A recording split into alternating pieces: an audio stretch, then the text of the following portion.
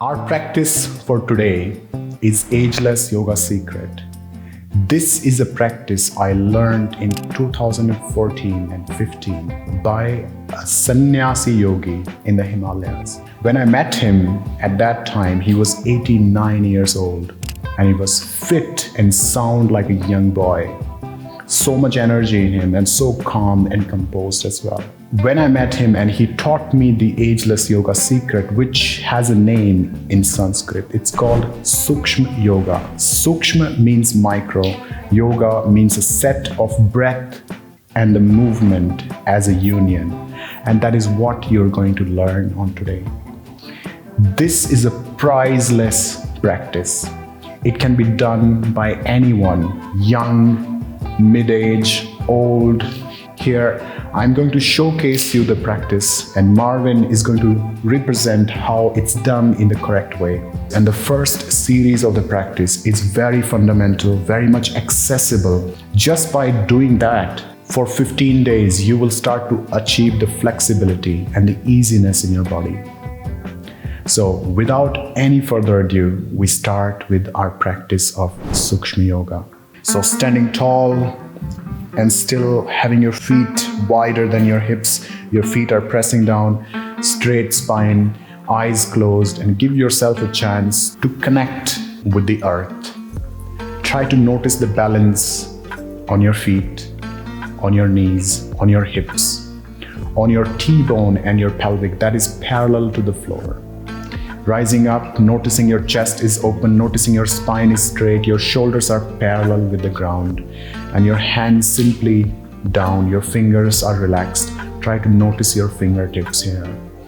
Notice your neck, your face, and the top of your head as like you're slightly pulled up by a string.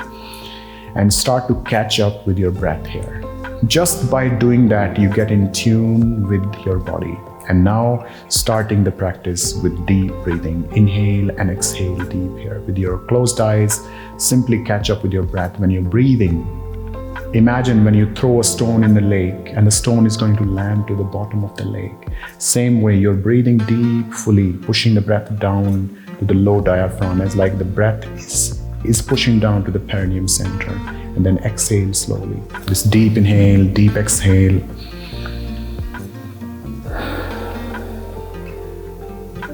And having this full body scan from your toes up to your knees, up to your hips, up to your navel, up to your chest, up to your shoulder, up to your ears and top of the head, and going back and forth by breathing in and out deep. As you do so, slowly bring the hand to the waist, eyes open. When the eyes are open, take a deep breath in, and with your deep inhalation, bring your chin as far away from the chest and holding the breath in, look in the center of the eyebrows. And when you exhale, slowly bringing the chin down towards your chest and looking down as possible. Holding the breath out, noticing the stretch on the neck. Inhale, going up once again. Simple, slow. Try to relax your shoulders. Holding the breath in for a moment and then exhale, slowly going down. Fully make sure when you go down, you're not bending with the back, rather keep the back straight, only your chin down, noticing the back of your neck. Inhale, once again, going up. And exhale, all the way going down. When you go down, try to look either at the tip of the nose or down to your belly. Come back in the center. Now the same, being in the center, take a deep inhalation. When you inhale, going on your right side, inhale, go as right as possible. As you do so, make sure not to bend with your shoulder, rather to look from the corner of your eye.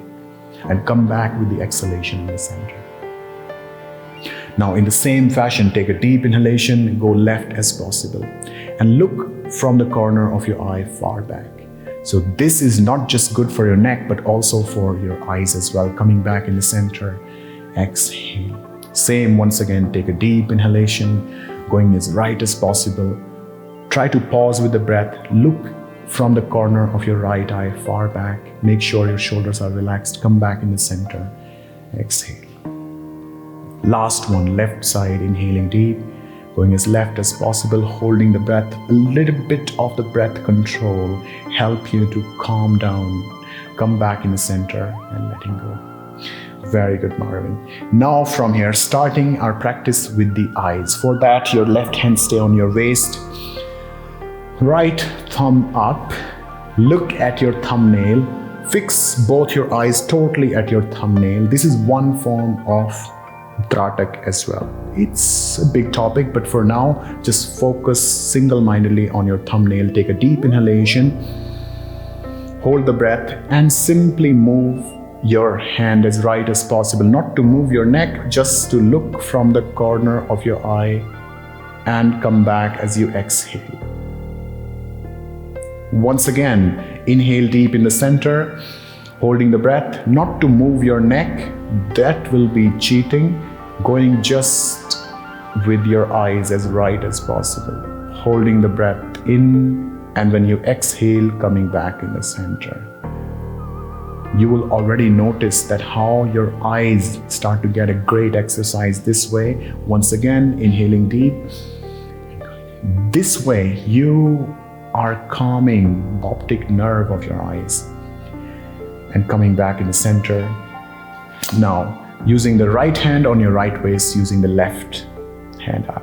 Take a deep inhalation, holding the breath and going left as possible, and single-minded, your eyes are just following your thumbnail and coming back in the center. This is a Sukshma Yoga for the eyes, so that way you improve your peripheral view, because all day long you're looking at the small screen or slightly bigger screen, so eyes get very strained, and eyes need to have the workout. Only then you have a clear view, and only then you can sleep better as well. Optic nerve inflammation is so common, and just by doing a simple Sukshma Yoga for your eyes, you are reducing it drastically.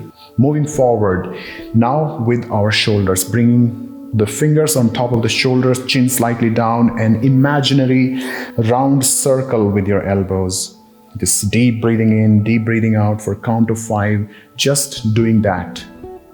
And when you're breathing, you're trying to emptying your mind and going into the body. Notice that how your shoulders are able to rotate. Imagine that you're drawing this big round circle with your elbows. This way you improve your posture. This hunching back or holding the shoulders tight all the time, this is a sign of anxiety, that you're holding your shoulder tight so somebody not going to chop off your neck. But when you start to release that, your posture improves, your breathing pattern improves massively as well, your chest becomes beautiful and strong, your back muscles start to stimulate, so this ache and the tightness that you have at your neck and the shoulders start to disappear for good. Your mobility of the shoulders improve massively, so your body language improves massively as well. So you're not just talking like a robot anymore, but rather you start to express yourself with your hands freely. You're coming down, exhale. Now the wrist. Most of the people have weak wrist, and just by doing this Sukshma Yoga for the wrist, you are saving yourself from having any injury on the wrist. But not only that, your fingers start to become elegant and beautiful as well. So stretch out your hands fully, keeping the chest open, and squeeze your fingers into your palm and open fully. As you do so again and again, start to build up the momentum, build up the momentum as fast as you can. Try to reach the fastest for today. Try that.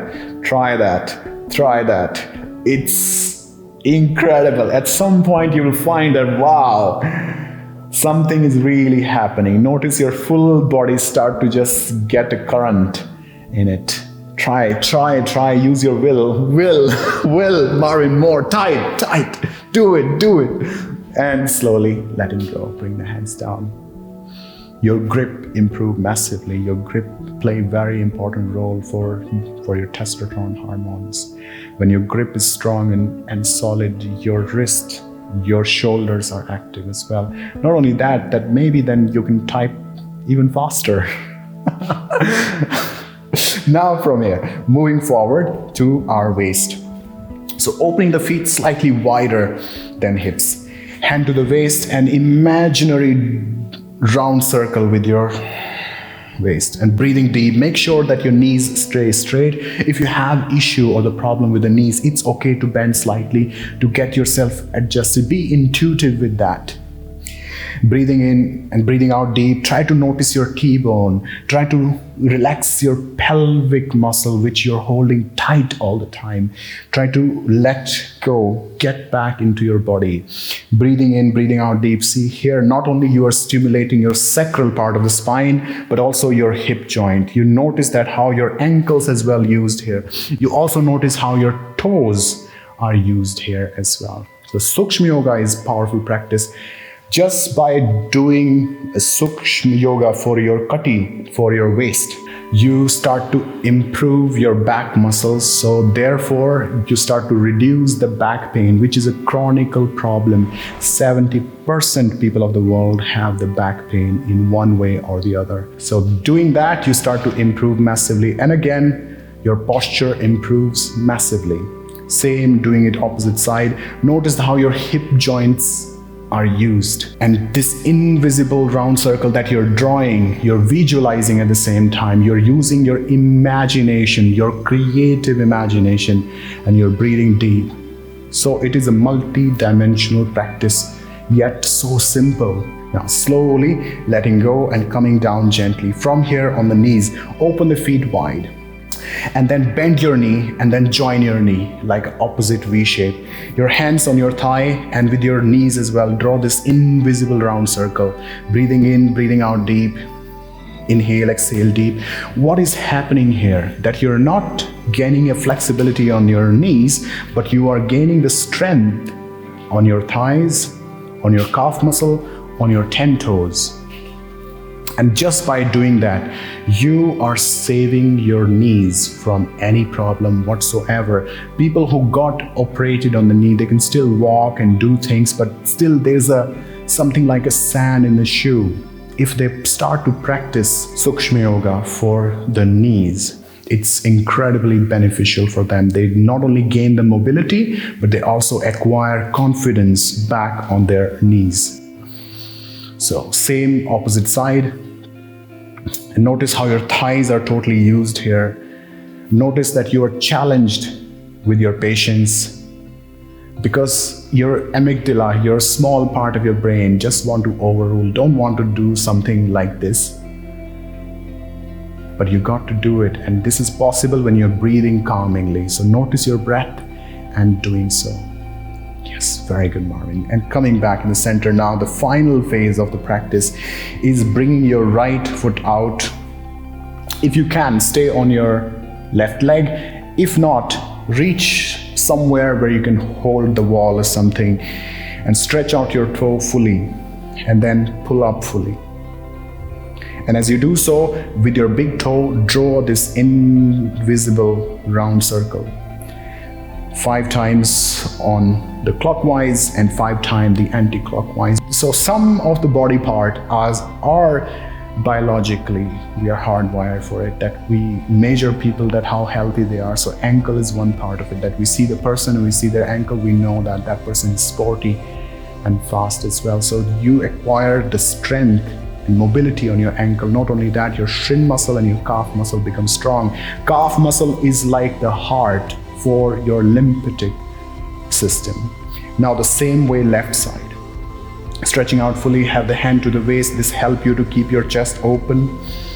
And then up all the way, stretching up. Yes. And then from here, drawing this clockwise circle and breathing deep with that. And same doing the opposite side after your 5 breaths as well. As you can see, the practice is not just you're making a rotation, but also you are using your opposite leg to form a balanced state. And here, what you have done is the essential part of the Sukshma Yoga.